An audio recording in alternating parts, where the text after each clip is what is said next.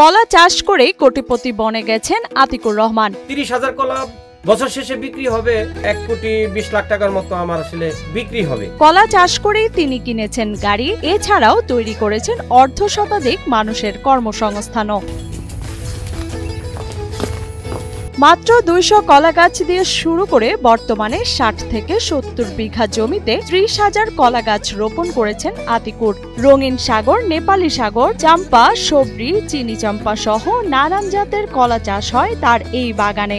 আমার প্রায় 30,000 কলা লাগানো আছে, আমরাও বিক্রি করছি। আমার প্রায় এই কলা চাষে প্রায় 80 বিঘার উপরে আমার জমি নেওয়া আছে লিজ।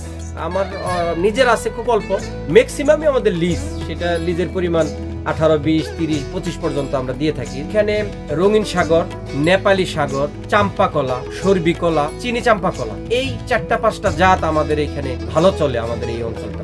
দু চোখ যেদিকে যায় শুধু কলা গাছ আর কলা। বিভিন্ন জাতের কলা চাষ করে এই জেলার সবচেয়ে বড় কলা চাষী হয়েছেন আতিকুর। মাত্র 5 বছরেই কৃষিকাজ করে গড়ে তুলেছেন নিজের সাফল্যের রাজ্য।